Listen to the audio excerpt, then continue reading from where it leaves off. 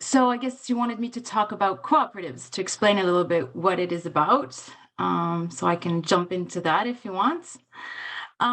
So the official definition of a cooperative is it's an autonomous association of persons that unite voluntarily. All these words are important, and they unite to meet their common economic, social, or cultural needs and aspirations, and they do it through a jointly and democratically controlled enterprise.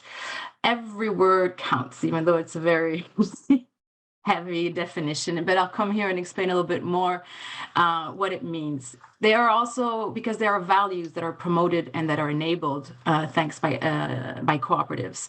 So there's the values of self-help, self-responsibility, democracy, equality and equity, which is not the same thing, and solidarity. And it's really important to be open and socially responsible and caring for others in our cooperative. It's really the aim of that. But we're talking of these values and principles within a business. And so these businesses, they have agreed on a set of principles that they all have to abide to. And so there are 7 of them. The first one is voluntary and open membership, comes back in the definition. So you can't force people to work in a cooperative. The second one is that it's democratically controlled. There's a control by the members. And this organization of democracy is very important, that all the members can participate. And there's also a very important point here, which is one person, one vote. One member, one vote, sorry, because it can also be something else than a person. It can be an organization that is a member of a cooperative. The third principle is the one of member economic participation. It means that every member have to contribute equitably to the cooperative. There is a common property, and that everybody buys a capital, which is a share of the common property. And there are certain sets of rules on how benefits and surpluses can be used within a co-op. There's always a part of reserves that has to be kept within the cooperative and for the membership development. In some co-ops, you can have distribution of part of the capital, but not necessarily in all of them. The fourth principle is the one of autonomy and independence. So these are autonomous organizations. It means they cannot be controlled, for instance, by a government or by another organization. And it's about self-help organization. It came back in the definition. And it's controlled by their members. So the autonomy of a cooperative is very important. There can be some external resources, but the governance of the cooperative has to be democratic and autonomous. The fifth principle is education, training, and information. And it means that basically there is the cooperative has a role to train, educate, and inform their members on various different aspects. It can be about cooperative values themselves. It can be broad education, actually. And it's important point because it means that it incapacitates the members to be able to govern democratically. If you're not informed, well, you can't govern. And it cannot be a democratic institution. The sixth principle is the one of cooperation among cooperations among cooperatives. It means that cooperatives have to help each other and somehow they have to support each other. They have to really strengthen the cooperative movement. That's what they abide to.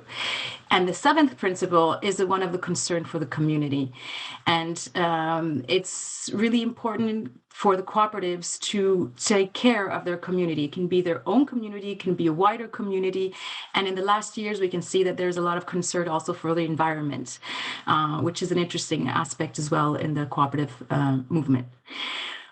So these principles are very interesting. They set a frame, but there's a lot of freedom within these principles to act. You can have, like, for example, when it comes to democratic aspects, you can have just a general assembly and board and vote for the boards of the cooperative, or you can put into place more participatory processes. So each one of these principles give a lot of space, a lot of room for cooperatives to invent and go further in each of these principles. Now, maybe, and before I close this introduction, I think it's important to explain also that there are a lot of different types of co-ops. There's producers and marketing cooperatives, there are consumer cooperatives, there are worker cooperatives, there are housing cooperatives, financial cooperatives, multi-stakeholder cooperatives. You can work with public authorities as well. and nonprofit community service cooperatives. I'm not going to go into all of them because I know some better than others, but I think it's important to say it. And it's also important to say that it's a worldwide movement, and so the cooperatives can take different, work differently in different countries or areas of the world, and also they are active in a lot of different sectors. It goes from IT to arts, banking, agriculture, even pharmaceutical companies. And they have a lot of very different sizes. If we think, for example, it can be a minimum of 2 people cooperative in some countries, and the largest cooperative that we know is a group of cooperatives. It's Mondragon, and it has 289 enterprises and nearly 80,000 workers that work for them. So it's really a vast movement. And what I think is really interesting is it's a movement that usually increases when there are difficult times, and when sectors or activities are not taken into account by the market or the state. And just to give you the last figures, to give you an idea, there are 3 million cooperatives worldwide. They provide work and job opportunities for about 10% of the world population. And 12% of the world population is a cooperator in a way or another. Sometimes they don't even know about it. But if, for example, you can be in a consumer co-op or a supermarket that's a co-op, and you become a cooperator somehow. So this is for the general introduction.